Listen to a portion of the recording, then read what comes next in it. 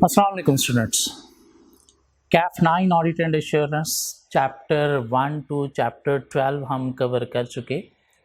Past papers की अच्छी खासी प्रैक्टिस कर चुके। सिर्फ पास्ट पेपर नहीं, आई कैप क्वेश्चन बैंक भी प्रैक्टिस कर चुके। कुछ आएँ बाएँ शाएँ ACCA, ICAW, CPA, ICMA, वहाँ से भी जो रेलेवेंट क्वेश्चन हमें टॉपिक वाइज मिले वो भी साथ साथ हमने कवर कर लिए। अब पीछे रह गए हमारे सिलेबस में दो चैप्टर्स, एक चैप्टर 13 और एक चैप्टर 14। सो आइए स्टार्ट करते हैं आज चैप्टर 13। तो देखते हैं चैप्टर 13 में क्या क्या है। सो चैप्टर 13 की बात करें तो चैप्टर 13 का नाम हमने रखा audit report and finalisation matter. Audit report and final matters mean वही जो चैप्टर 12 में हमने ऑडिट रिपोर्ट का कॉन्सेप्ट लिया वो भी यहाँ पे अप्लाई होगा, और साथ कुछ फाइनल मैटर्स हैं ऑडिट के पॉइंट ऑफ व्यू से जो हम यहाँ पे डिस्कस करेंगे। चैप्टर 13 की बात करें, टोटल कोई 3 टॉपिक्स हैं इसके अंदर जो हमने कवर करने हैं। एक गोइंग कंसर्न का टॉपिक है जो आज के लेक्चर में हम कवर करेंगे। एक रिटर्न रिप्रेजेंटेशन का टॉपिक है जिसके ऊपर हम नेक्स्ट लेक्चर्स में बात करेंगे, और एक सब्सिक्वेंट इवेंट का टॉपिक है जिसके ऊपर हम अगेन नेक्स्ट लेक्चर्स में बात करेंगे। तो 3 टॉपिक हैं चैप्टर 13 के अंदर, एक गोइंग कंसर्न, एक रिटर्न रिप्रेजेंटेशन और तीसरा सब्सिक्वेंट इवेंट्स। सो स्टार्ट करते हैं, गोइंग कंसर्न की बात करते हैं जिसके ऊपर हमारे पास एक ऑडिटिंग स्टैंडर्ड है ISA 570। तो देखते हैं क्या है गोइंग कंसर्न। गोइंग कंसर्न का मतलब क्या होता है? अकाउंटिंग टर्म है गोइंग कंसर्न। तो पहले गोइंग कंसर्न का मतलब देखते हैं। गोइंग कंसर्न का मतलब क्या है? Going concern mean that company will continue in next foreseeable future. कि कंपनी नेक्स्ट फोरसीएबल फ्यूचर में कंटिन्यू करेगी या नहीं करेगी, ये क्या है? Going concern. हाँ, अगर next foreseeable future mean next at least 12 months, mean अगले 12 मंथ्स तक कंपनी चलेगी तो कंपनी गोइंग कंसर्न है। और अगर कंपनी अगले 12 मंथ्स के अंदर अंदर बंद हो जाएगी तो this mean company going concern नहीं है। तो गोइंग कंसर्न का मतलब क्या है? That company will continue its operation in next foreseeable future. Next foreseeable future mean i.e. Next at least 12 months. अब गोइंग कंसर्न से रिलेटेड कंपनी की मैनेजमेंट की कुछ रिस्पॉन्सिबिलिटीज हैं जो भी हम देखेंगे क्या है। कुछ ऑडिटर्स की रिस्पॉन्सिबिलिटी है जो हमें देखनी है, और देखना है गोइंग कंसर्न की वजह से ऑडिट रिपोर्ट के ऊपर क्या इंपैक्ट होता है। सो गोइंग कंसर्न से रिलेटेड कंपनी की मैनेजमेंट की क्या रिस्पॉन्सिबिलिटी है कि एक अकाउंटिंग स्टैंडर्ड है IAS 1। कौन सा अकाउंटिंग स्टैंडर्ड है? IAS 1 क्या कहता है कि कंपनी की मैनेजमेंट को क्या करना है? कंपनी की गोइंग कंसर्न को असेस करना है और फाइनेंशियल स्टेटमेंट्स प्रिपेयर करनी है according to going concern assessment.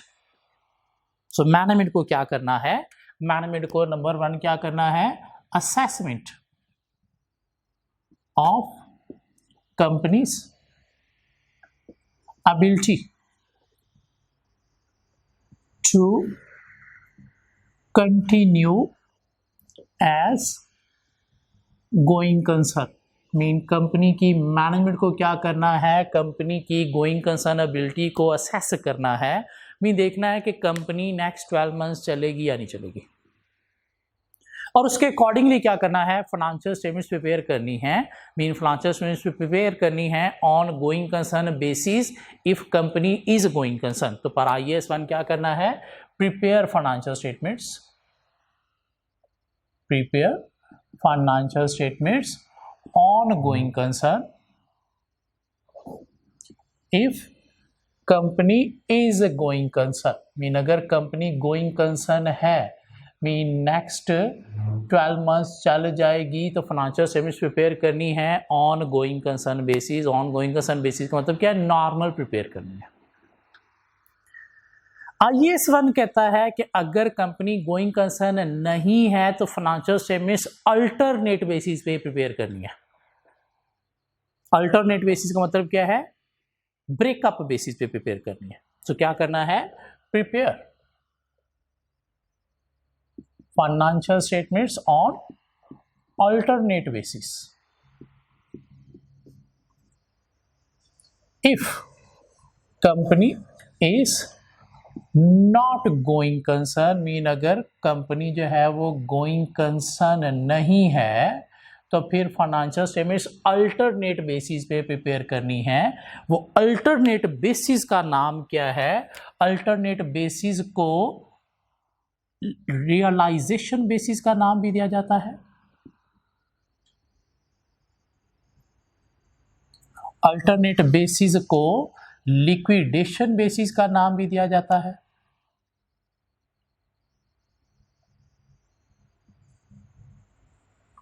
या अल्टरनेट बेसिस को ब्रेकअप बेसिस का नाम भी दिया जाता है। अगर कंपनी गोइंग कंसर्न नहीं है तो फाइनेंशियल स्टेटमेंट्स प्रिपेयर होनी चाहिए ब्रेकअप बेसिस पे। Breakup basis also called realisation या लिक्विडेशन बेसिस। क्या मतलब हुआ इस ब्रेकअप बेसिस का? कि अगर कंपनी गोइंग कंसर्न नहीं है मीन नेक्स्ट 12 मंथ्स नहीं चलनी, तो जो आपके नॉन करंट एसेट्स हैं ये तो वो होते हैं ना जो मोर देन 1 ईयर चलना होते हैं। तो क्या अब ये नेक्स्ट 12 मंथ्स चलेंगे? नहीं। तो इनको क्या करना है? फिर आपने करंट एसेट में शो करना है। ये जो आपकी लॉन्ग टर्म लाइबिलिटीज़ हैं क्या ये मोर देन 1 ईयर होती है ना, लेकिन अब अगर कंपनी 1 साल नहीं चलनी तो फिर इनको क्या करना है? विद इन ईयर सेटल करना है। तो इनको क्या करना है? शॉर्ट टर्म लाइबिलिटी शो करना है। मीन बताना है कितने एसेट्स लाइबिलिटीज को कवर कर रहे हैं और कितने एक्स्ट्रा हैं जो शेयर होल्डर अपने घर लेके जा सकता है। और अगर एसेट्स कम हैं लाइबिलिटीज ज़्यादा है तो फिर एक्स्ट्रा लाइबिलिटीज के लिए क्या करना है? प्रोविजंस क्रिएट करनी है। ये क्या है? Breakup basis. कब ब्रेकअप बेसिस पे फाइनेंशियल स्टेटमेंट्स प्रिपेयर करनी है कंपनी की मैनेजमेंट को? पर IAS 1 जब कंपनी गोइंग कंसर्न नहीं है, मीन जब मैनेजमेंट ने असेस किया कंपनी की ability to continue as a going concern और उसमें पता चला कि कंपनी गोइंग कंसर्न है तो financial statements going concern assumption पे प्रिपेयर करनी है। हाँ, अगर कंपनी गोइंग कंसर्न नहीं है तो फिर alternate basis mean breakup basis पे प्रिपेयर करनी है। Breakup basis mean to show all non-current assets as current assets, to show all long-term liabilities as short-term liabilities. फिर IAS 1 कहता है कि कंपनी की मैनेजमेंट को देखना है कि if there is any material uncertainty, if any material uncertainty existed, material uncertainty existed, material uncertainty बोलते हैं कैश फ्लो प्रॉब्लम्स को, कि अगर कंपनी गोइंग कंसर्न है 12 महीने चल जाएगी लेकिन कोई मटीरियल अनसर्टेनिटी एग्जिस्ट करती है मीन कैश फ्लो प्रॉब्लम है तो that must be disclosed in the financial statement. तो वो क्या होनी चाहिए? Must be disclosed in the financial statement. ये तो शायद बात हमने चैप्टर 4 में रिस्क के क्वेश्चंस में भी की होगी। सो कंपनी की मैनेजमेंट की रिस्पॉन्सिबिलिटीज क्या है? एक तो कंपनी की गोइंग कंसर्न एबिलिटी को असेस करना, दूसरा पर IAS 1 देखना कि अगर कंपनी गोइंग कंसर्न है तो financial statements going concern assumption पे प्रिपेयर करना, अगर कंपनी गोइंग कंसर्न नहीं है तो फाइनेंशियल स्टेटमेंट्स अल्टरनेट बेसिस पे प्रिपेयर करना। अल्टरनेट बेसिस में लिक्विडेशन, रियलाइजेशन या ब्रेकअप बेसिस पे प्रिपेयर करना। And if there is material uncertainty existing mean कोई कैश फ्लो इशू है लेकिन कंपनी 12 महीने चल जाएगी तो फिर वो कैश फ्लो इशू को फाइनेंशियल स्टेटमेंट्स में डिस्क्लोज करना है कि ये इशू है और बताना है कि कैसे आप उस इशू को रिजॉल्व करोगे। ये क्या हो गई? मैनेजमेंट की रिस्पॉन्सिबिलिटीज क्या हैं? 4 बातें रटा लगा लेंगे, स्ट्रेट फॉरवर्ड एग्जामिनर टेस्ट कर सकती है। अब बात करते हैं गोइंग कंसर्न से रिलेटेड ऑडिटर्स की क्या रिस्पॉन्सिबिलिटी हैं। तो ऑडिटर की रिस्पॉन्सिबिलिटीज़ हैं गोइंग कंसर्न से रिलेटेड पर ISA 570। ऑडिटर ने क्या करना है? ये जो मैनेजमेंट की असेसमेंट ऑफ गोइंग कंसर्न है इसको इवैल्यूएट करना है। ऑडिटर ने क्या करना है? इवैल्यूएट करना है।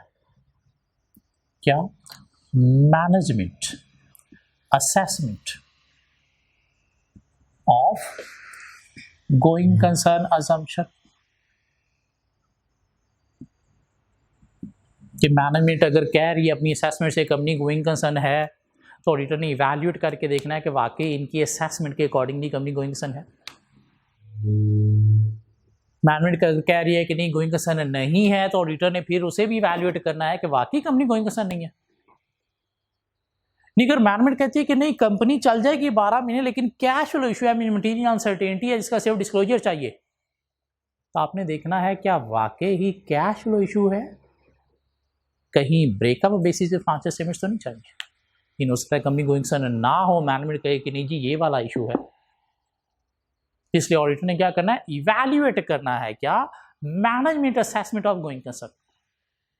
और ऑडिटर ने क्या करना है, गोइंग कंसर्न को खुद से भी चेक करना है, वेरीफाई करना है from planning stage through out audit.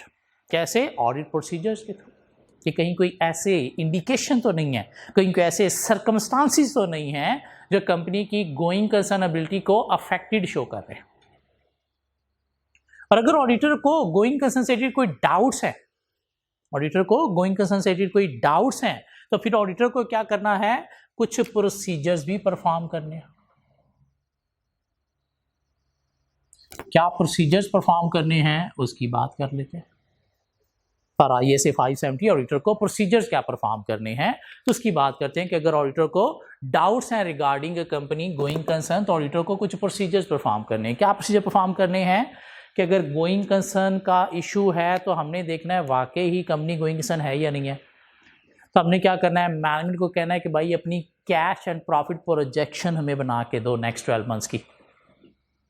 हम क्या करेंगे, उसे एनालाइज करेंगे या उसे इंस्पेक्ट करेंगे। मीन क्या करना है, इंस्पेक्शन करनी है किस चीज़ की, कैश एंड प्रॉफिट प्रोजेक्शन।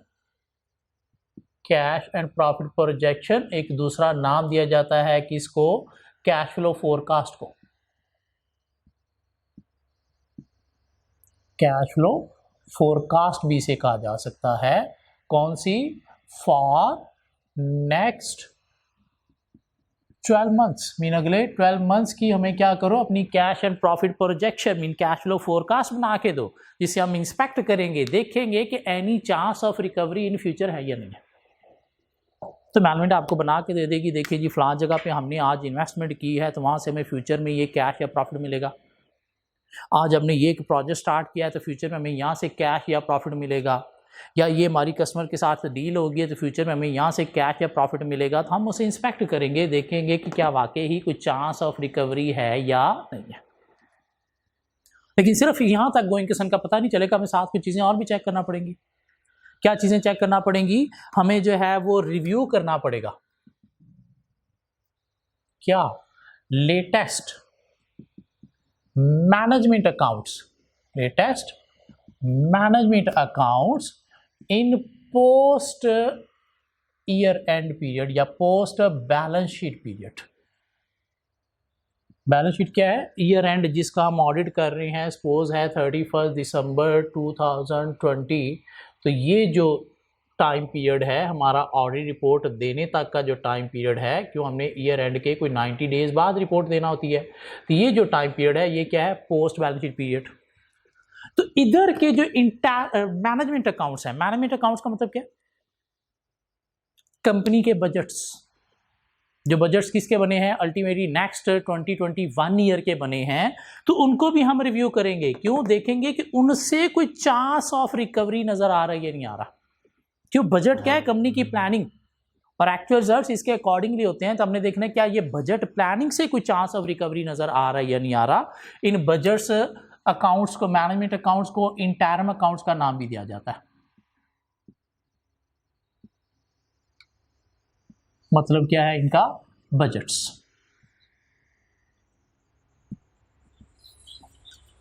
तो कैश फ्लो फोरकास्ट से देख लेंगे कि चांस ऑफ रिकवरी है या नहीं, और बजट से देख लेंगे, मैनेजमेंट अकाउंट से देख लेंगे कि चांस ऑफ रिकवरी है या नहीं। लेकिन सिर्फ बात यहां तक नहीं, साथ हमें क्या देखना है, हमें जो है वो इंस्पेक्शन करनी है किस चीज की, of customer contract, customer contract या ऑर्डर बुक।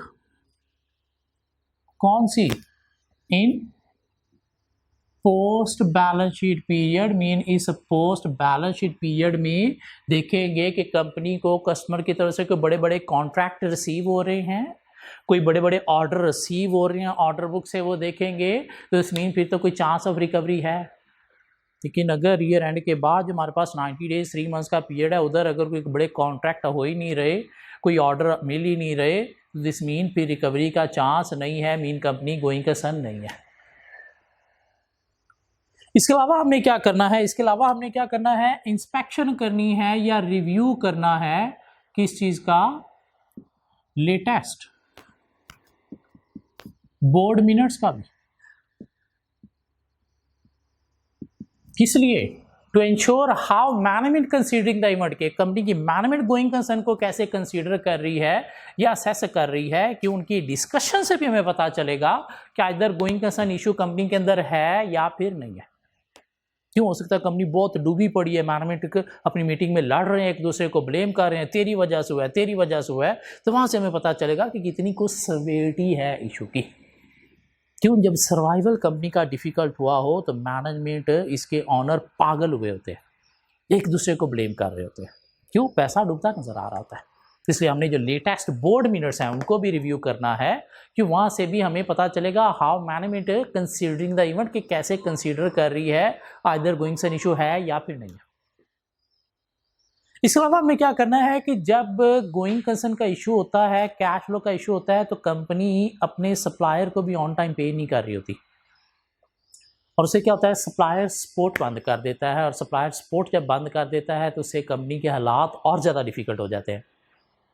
इसलिए हमें क्या करना है, सप्लायर कॉरस्पॉन्डेंस अगर कोई है तो उसे भी इंस्पेक्ट करना है, देखने के लिए कंटिन्यू सपोर्ट फ्रॉम सप्लायर है या नहीं।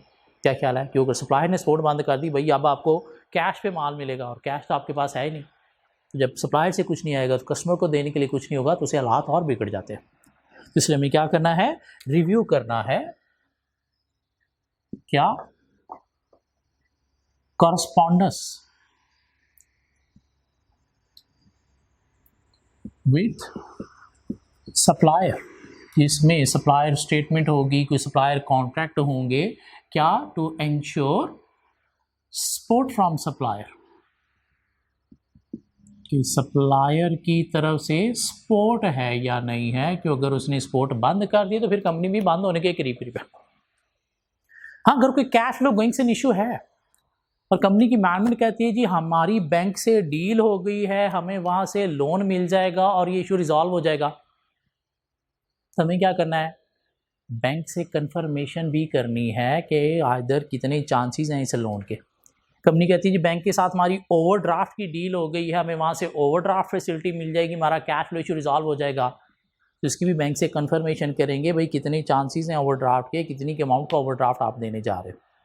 क्यों हो सकता है बैंक कहे जी ऐसे हालात में तो हम ऐसी कंपनी को मुँह नहीं लगाना पसंद करते, जिस मीन फिर वो इशू तो रिजॉल्व नहीं हुआ। इसलिए अगर कोई बैंक लोन या ओवरड्राफ्ट फैसिलिटी का मैनेजमेंट कह रही है तो हमें क्या करना है, independent confirmation from bank, independent confirmation from bank. कैसे, थ्रू बैंक कंफर्मेशन लेटर,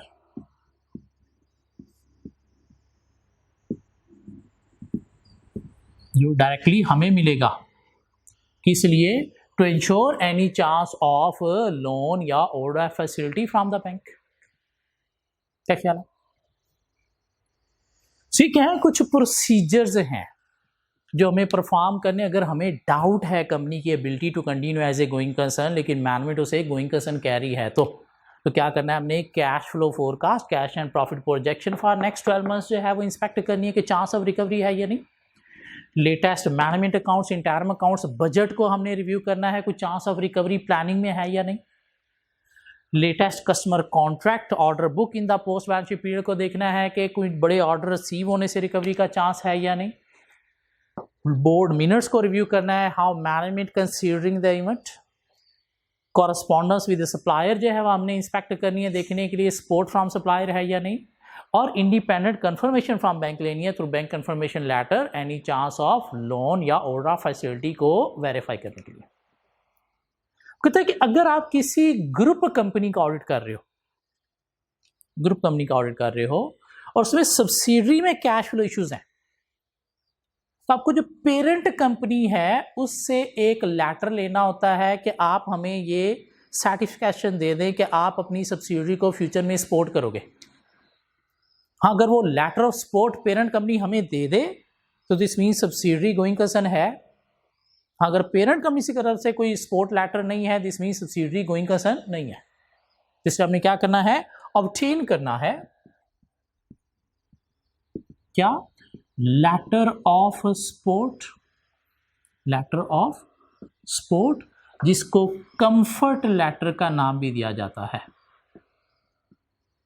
कि पेरेंट कंपनी हमें कहेगी कि हम अपनी सब्सिडी को सपोर्ट करेंगे तो हमें कंफर्ट मिल जाएगी या सब्सिडी को कंफर्ट मिल जाएगी, इसलिए इसको लेटर ऑफ सपोर्ट या कंफर्ट लेटर का नाम दिया जाता है। किससे लेना है, from parent company in case of subsidiary going concern issues।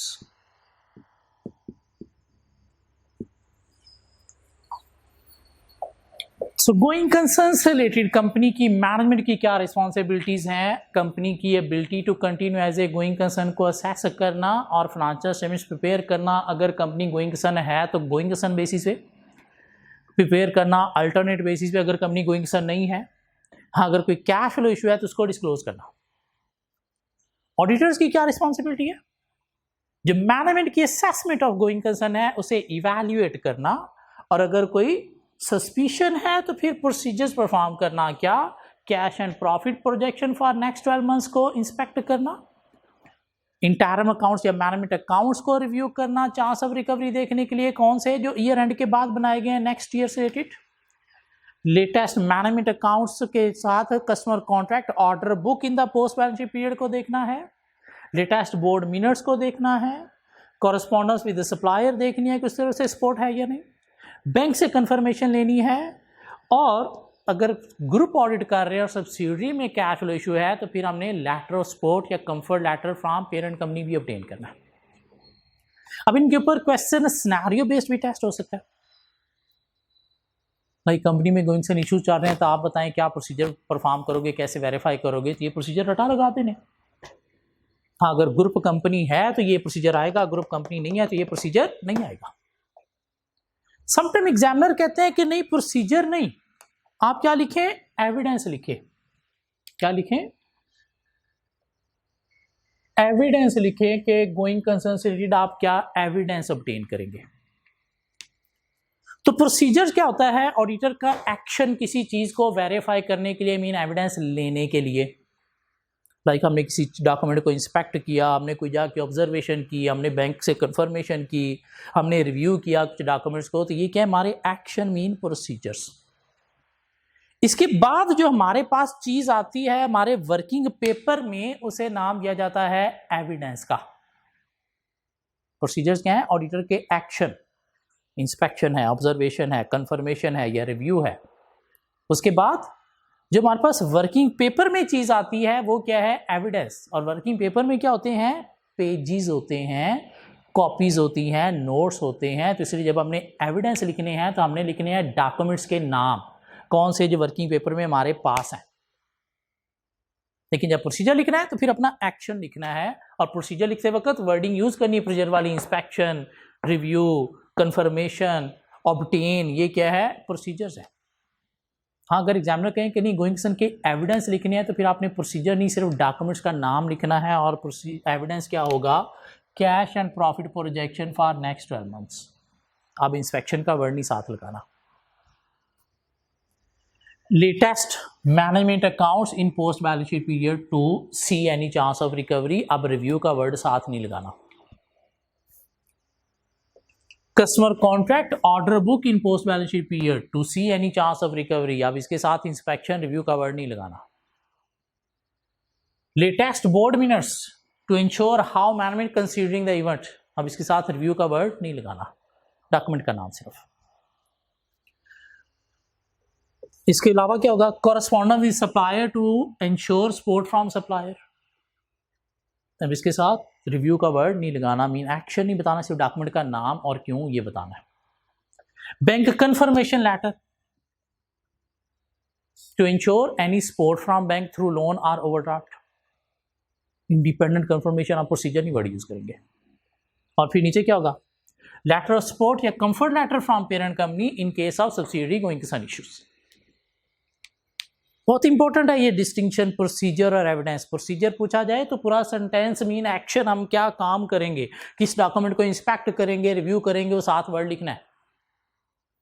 लेकिन जब एविडेंस कहा है तो प्रोसीजर के बाद वाली चीज जो वर्किंग पेपर में है तो वो क्या होगा, cash and profit projection, latest management accounts, document का नाम, customer contract order book copy, latest board minutes copy, correspondence with the supplier, bank confirmation letter, letter of support या कंफर्ट लेटर। साथ आगे पर्पस वही जो प्रोसीजर के साथ था। सो गोइंग कंसर्न से रिलेटेड कंपनी की मैनेजमेंट की क्या रिस्पॉन्सिबिलिटी है, ऑडिटर्स की क्या रिस्पॉन्सिबिलिटी है, हम पढ़ चुके। अब देखते हैं गोइंग कंसर्न का ऑडिट रिपोर्ट के ऊपर क्या इम्पैक्ट होगा।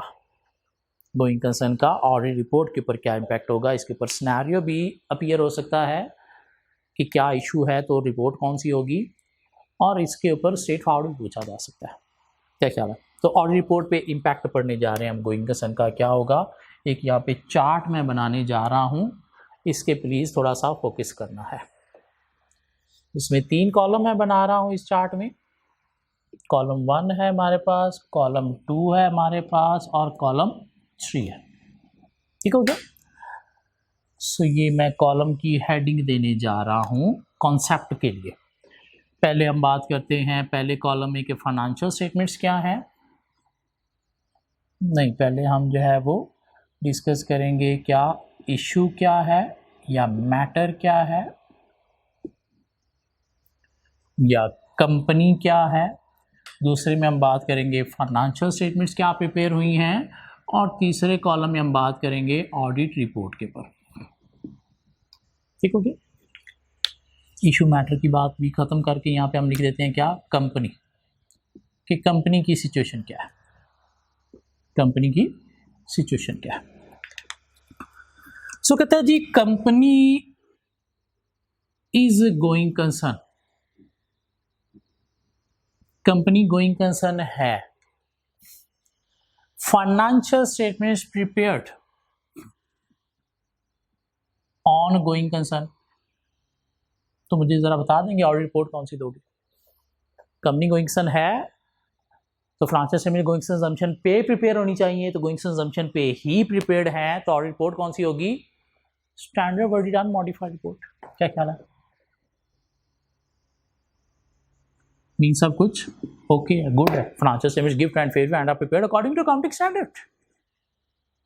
क्लियर होती बात? वो कहता है जी company is not going concern while financial statements has been prepared on going concern, जबकि financial statement going concern assumption पे प्रिपेयर हुई है। तो कंपनी अगर गोइंग कंसर्न नहीं है तो फाइनेंशियल स्टेटमेंट्स किस पे प्रिपेयर होनी चाहिए थी? ब्रेकअप बेसिस पे। लेकिन ब्रेकअप बेसिस पे प्रिपेयर नहीं की मैनेजमेंट ने, on going concern assumption prepare की है, तो ऑडिट रिपोर्ट कौन सी दोगे? स्टेटमेंट है मटीरियल या परवेसिव?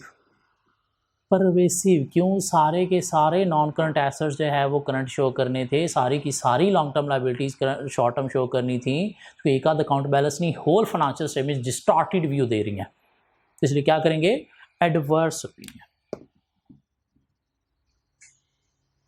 क्या क्या है? Financial statements do not give and fair view. क्यों? ब्रेकअप बेसिस पे बनना चाहिए थी। ये क्लियर होते हैं? तो इजी। ओके। तीसरी सिचुएशन में कहता है जी company is not going concern, company going concern नहीं है, financial statements prepared on breakup basis. Company going concern ना हो तो फाइनेंशियल स्टेटमेंट ब्रेकअप बेसिस पे प्रिपेयर होनी चाहिए, तो यस ब्रेकअप बेसिस पे ही प्रिपेयर हैं, सब कुछ ठीक है। Opinion unqualified. क्या क्या है? क्या करेंगे? अनक्वालिफाइड ओपिनियन मीन कंपनी की फेवर में ओपिनियन, लेकिन फाइनेंशियल स्टेटमेंट्स ब्रेकअप बेसिस पे प्रिपेयर हुई हैं, ये चीज़ हमें हाईलाइट करनी चाहिए, क्या ख्याल है? कैसे हाईलाइट करनी चाहिए? Through emphasis of matter paragraph. क्यों? ये मैटर शेयर होल्डर के लिए बहुत इंपॉर्टेंट है। Through emphasis of matter paragraph. Company going concern नहीं है तो फाइनेंशियल स्टेटमेंट ब्रेकअप बेसिस पे प्रिपेयर होनी चाहिए। यस, ब्रेकअप बेसिस पे ही प्रिपेयर हैं तो unqualified opinion financial statements give true and fair view and are prepared according to accounting standard, but please pay attention on a note fly in financial statements that financial statements prepared on breakup basis। ये कैसे highlight करेंगे और report में share holder के लिए? Through emphasis of matter paragraph. ठीक हो गया। अब तीसरी सिचुएशन की तरफ बात करते हैं। वो कहता है जी company is having cash flow issues, जिसके लिए एक टर्म यूज की जाती है material uncertainty existed. Mean company के अंदर मटीरियल अनसर्टेनिटी एग्जिस्टेड है, मीन कैश फ्लो इशू है। तो IAS 1 कहता है कि अगर कैश फ्लो इशू हो तो must be disclosed in the financial statements. तो फाइनेंशियल स्टेटमेंट्स में डिस्क्लोज होना चाहिए। क्या ख्याल है? कहता है जी फाइनेंशियल स्टेटमेंट्स की सूरत में क्या है? Prepared on going concern basis with a disclosure. तो मैंने डिस्क्लोजर दे दिया, जो अकाउंटिंग कहती है वही कर दिया। तो क्या फाइनेंशियल स्टेटमेंट्स ठीक है, ये गलत है? ठीक है। क्या ख्याल है? तो ओपिनियन क्या होनी चाहिए? अनक्वालिफाइड। ओपिनियन क्या होनी चाहिए? अनक्वालिफाइड। लेकिन ये जो फाइनेंशियल स्टेटमेंट के अंदर डिस्क्लोजर है कैश फ्लो वाला, शेयर होल्डर के लिए इंपॉर्टेंट है, हाईलाइट करना चाहिए। कहां पे? ऑडिट रिपोर्ट के अंदर। फाइनेंशियल स्टेटमेंट्स के अंदर जितने भी मैटर हैं वो ऑडिट रिपोर्ट में हाईलाइट किए जाते हैं। कैसे? Through emphasis of matter paragraph. ये जो कैश फ्लो वाला डिस्क्लोजर है ये भी हमें एम्फेसिस ऑफ मैटर के थ्रू हाईलाइट करना चाहिए। क्या ख्याल है? कहता है नहीं। एक बहुत इंपॉर्टेंट बात करने जा रहा हूं कि जब कंपनी के अंदर कैश फ्लो इशू का डिस्क्लोजर है और अकॉर्डिंग स्टैंडर्ड ठीक है तो ठीक है, ओपिनियन तुम्हारी अनक्वालिफाइड होगी। लेकिन यहाँ पे हम ऑडिट रिपोर्ट के अंदर एक नया पैराग्राफ देंगे जिसको हम नाम देंगे क्या? Material uncertainty. Material uncertainty relating to going concern. Material uncertainty relating to going concern meaning emphasis of matter की जगह पे यहाँ पे कौन सा पैराग्राफ आएगा ऑडिट रिपोर्ट में? Material uncertainty relating to going concern. सिर्फ इसी सिचुएशन में ही ये पैराग्राफ ऑडिट रिपोर्ट में आएगा, अदरवाइज ये पैराग्राफ ऑडिट रिपोर्ट में कभी भी नहीं आएगा। कब material uncertainty relating to going concern paragraph आएगा ऑडिट रिपोर्ट में? जब कंपनी के अंदर कोई कैश फ्लो इशू है और फाइनेंशियल स्टेटमेंट्स के अंदर वो डिस्क्लोज्ड है। फाइनेंशियल स्टेटमेंट्स ब्रेकअप बेसिस पे बनी है, वो चीज हाईलाइट करने के लिए emphasis of matter paragraph use होगा। लेकिन अगर कोई कैश फ्लो इशू का डिस्क्लोजर है, मटीरियल अनसर्टेनिटी डिस्क्लोजर है फाइनेंशियल स्टेटमेंट्स के अंदर और वो अकॉर्डिंग स्टैंडर्ड बिल्कुल ठीक है, तो उसे ऑडिट रिपोर्ट में हाईलाइट करने के लिए कौन सा पैराग्राफ आएगा? Material uncertainty relating to going concern. कहां पे ये पैराग्राफ आएगा? जहां पे एम्फेसिस ऑफ मैटर आता है। एम्फेसिस ऑफ मैटर कहां पे आता है? बेसिस फॉर ओपिनियन के बाद और कैम से पहले। तो material uncertainty relating to going concern paragraph भी कहां पे आएगा? बेसिस फॉर ओपिनियन के बाद और कैम से पहले। बहुत इंपॉर्टेंट बात है ये, प्लीज। मटीरियल अनसर्टेनिटी पैराग्राफ कब आएगा? जब फाइनेंशियल स्टेटमेंट्स के अंदर कैश फ्लो का इशू डिस्क्लोज्ड है और अकॉर्डिंग टू स्टैंडर्ड बिल्कुल ठीक डिस्क्लोज्ड है। हाँ, अगर कंपनी के अंदर कैश फ्लो इशू था, मीन यही मैटर हम दोबारा रिपीट कर लेते हैं, is having cash flow issue और फाइनेंशियल स्टेटमेंट्स प्रिपेयर की गई हैं on going concern with no disclosure, जो डिस्क्लोजर होना चाहिए था वो डिस्क्लोजर नहीं दिया मैनेजमेंट ने, तो फिर क्या करेंगे, रिपोर्ट क्वालिफाई करेंगे। Except for material uncertainty disclosure financial statements give and fair view. क्यों, ये परवेसिव नेचर का मैटर नहीं है, क्या है, मटीरियल नेचर का मैटर है। हाँ, अगर कैश फ्लो इशू है और वो फाइनेंशियल स्टेटमेंट्स में डिस्क्लोजर भी है तो अनक्वालिफाइड ओपिनियन, लेकिन उस डिस्क्लोजर को हाईलाइट करेंगे कैसे, material uncertainty relating to going paragraph से। फाइनेंशियल स्टेटमेंट्स के अंदर जितने भी मैटर्स हैं उनको हाईलाइट करने के लिए emphasis of matter paragraph use होता है, लेकिन ये एक वाहिद सिचुएशन है जहां पे एम्फेसिस ऑफ मैटर रिप्लेस हो गया किसके साथ, material uncertainty relating to going paragraph के साथ। कब, जब कोई कैश फ्लो इशू का डिस्क्लोजर फाइनेंशियल स्टेटमेंट्स में है। हाँ, डिस्क्लोजर चाहिए था, डिस्क्लोजर है ही नहीं, तो फिर ये पैराग्राफ नहीं आएगा, उस सूरत में क्या करेंगे, रिपोर्ट क्वालिफाई करेंगे। क्लियर होती है बात। एक और सिचुएशन भी डिस्कस कर लेते हैं। Company is having cash flow या going concern issues, financial statements prepared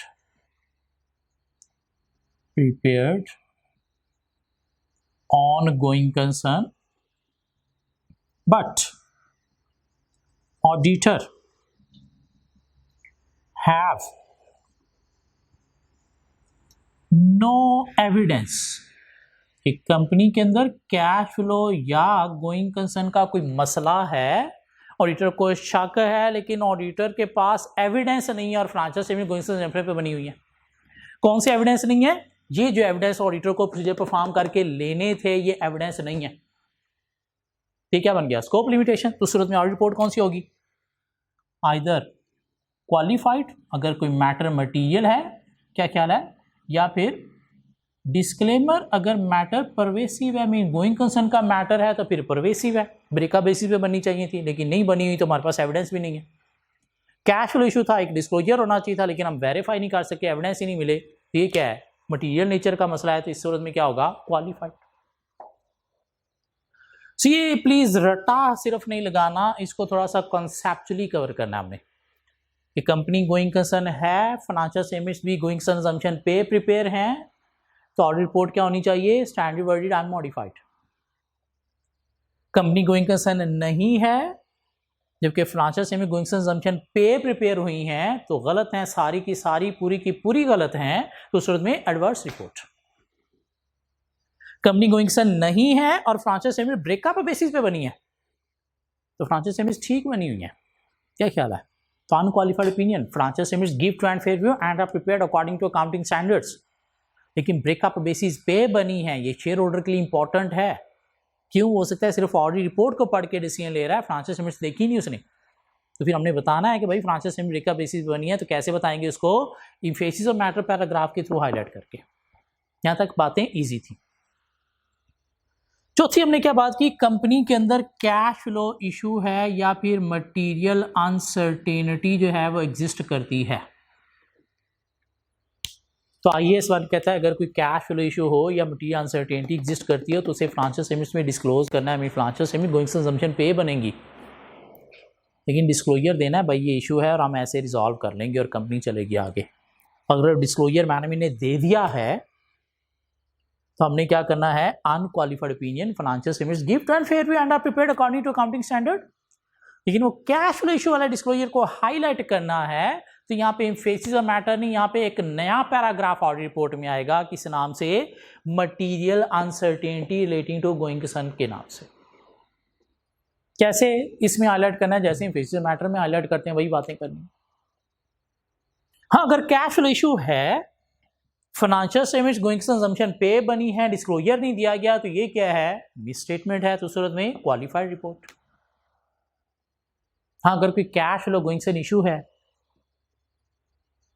लेकिन ऑडिटर वेरीफाई नहीं कर सका और financial statements going concern assumption पे प्रिपेयर हैं, ये जैसे भी प्रिपेयर है ऑडिटर वेरीफाई नहीं कर सका, तो ये स्कोप लिमिटेशन है। तो सूरत में क्या करना है, क्वालिफाइड ओपिनियन देनी है, या फिर हमने किस तरफ जाना है, डिस्क्लेमर ओपिनियन की तरफ जाना है।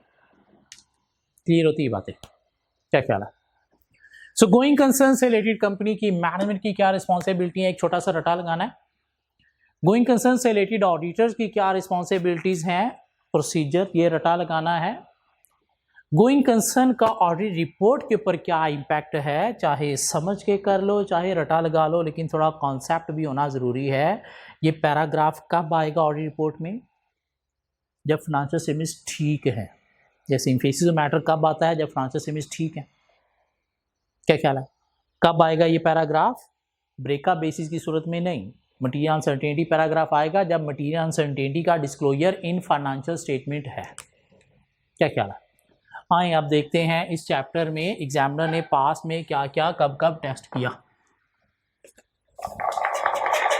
सॉरी, क्वेश्चन की तरफ नहीं, अभी सिर्फ हम थोड़ा सा नोट्स में से रीडिंग आज करेंगे। होपफुली नेक्स्ट लेक्चर में हम देखेंगे कि इस चैप्टर में से क्या क्या टेस्ट हुआ है।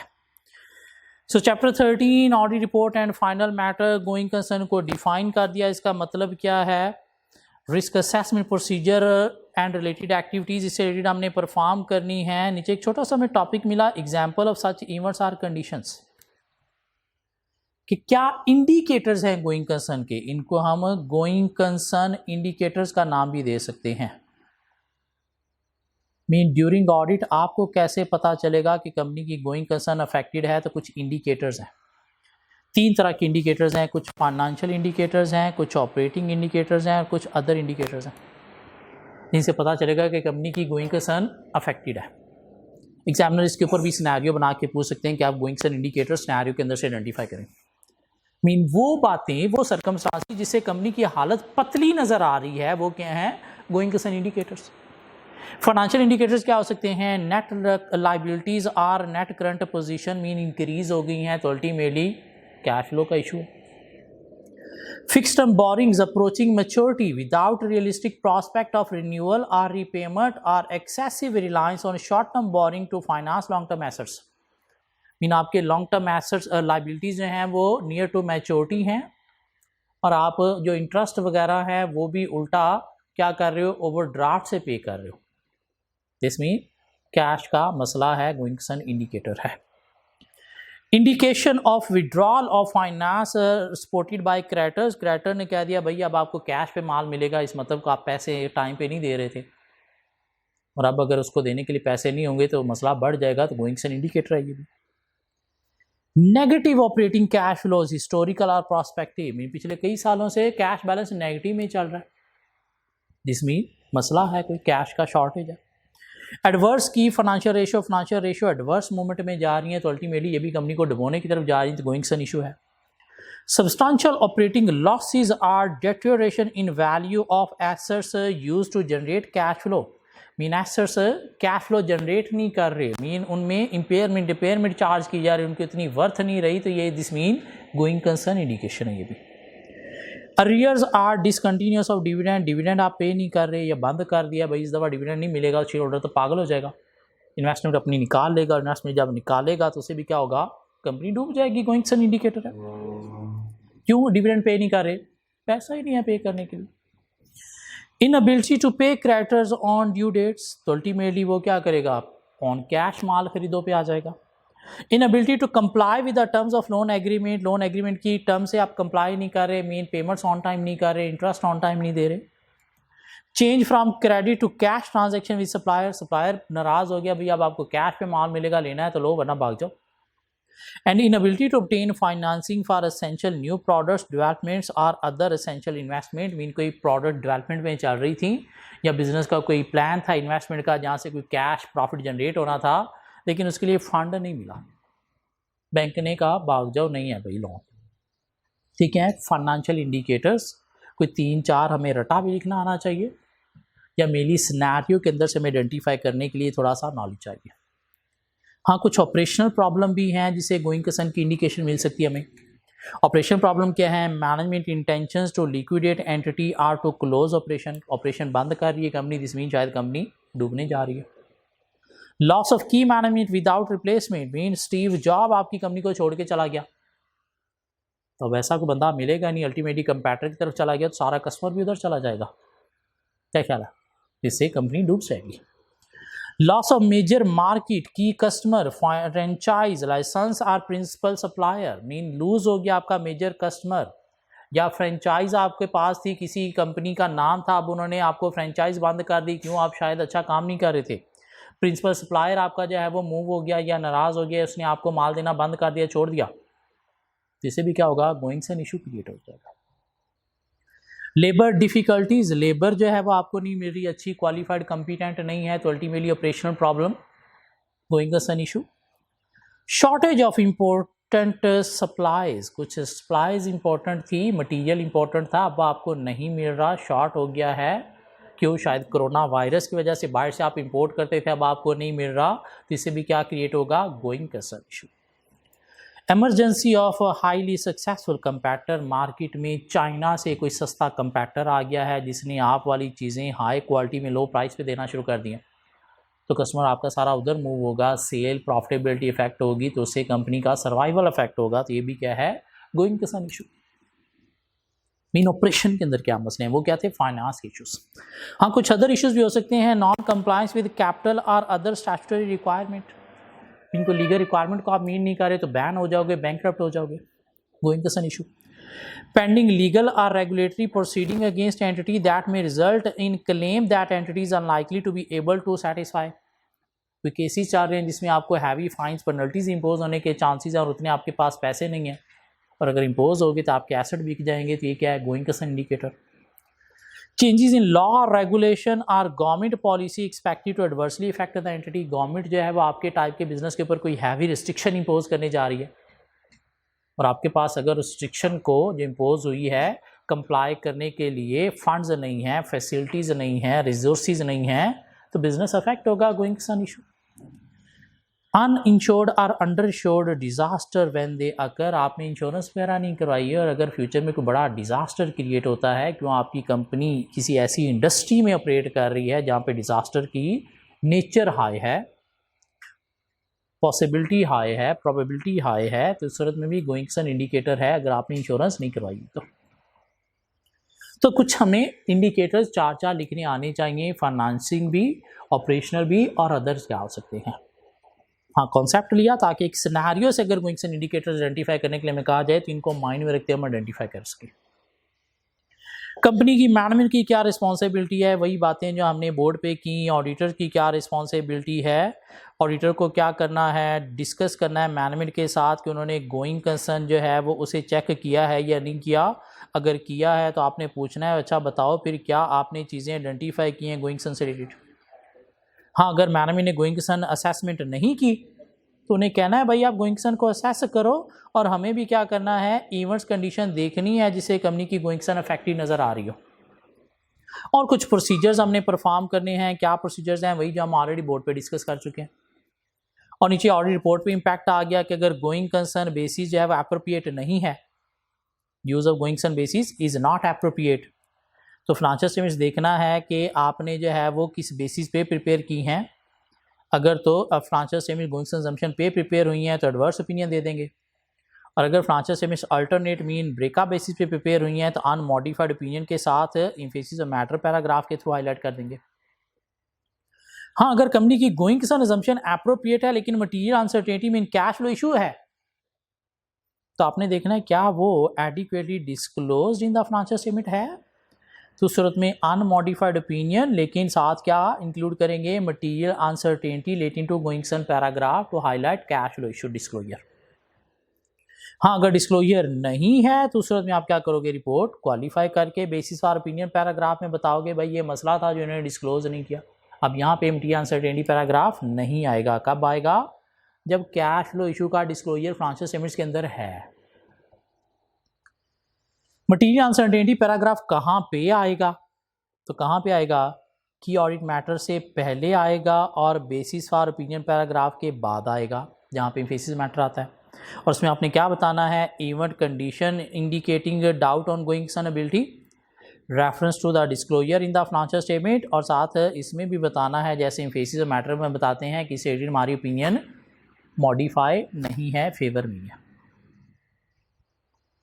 वो कहते हैं जी गोइंग कंसर्न से रिलेटेड हमें क्या करना है, कंपनी की मैनेजमेंट को भी रिपोर्ट करना है, कम्युनिकेट करना है। क्या रिपोर्ट करना है? अगर कोई कंडीशन हमारे नॉलेज में आती है मैनेजमेंट की, अगर असेसमेंट जो है वो अप्रोप्रिएट नहीं है और डिस्क्लोजर अगर फाइनेंशियल स्टेटमेंट्स में प्रॉपर नहीं है, और अगर हम रिपोर्ट क्वालिफाई करने जा रहे हैं, मॉडिफाई करने जा रहे हैं, कोई पैराग्राफ देने जा रहे हैं, तो ये चीज़ हमने कंपनी की मैनेजमेंट को क्या करना है, कम्युनिकेट करना है एक दफ़ा। सो यहाँ तक हमारा गोइंग कंसर्न का एक टॉपिक जो है वो कंप्लीट हो गया। होपफुली नेक्स्ट लेक्चर में हम कुछ नई चीज़ों के साथ मिलेंगे। इनको प्लीज़ कोशिश करें गोइंग कंसर्न के रटे आज लगा लें, मैनेजमेंट की रिस्पॉन्सिबिलिटी, ऑडिटर की रिस्पॉन्सिबिलिटी, प्रोसीजर्स और ऑडिट रिपोर्ट पे क्या इम्पैक्ट आएगा। सो नेक्स्ट लेक्चर में मिलते हैं कुछ नई चीज़ों के साथ।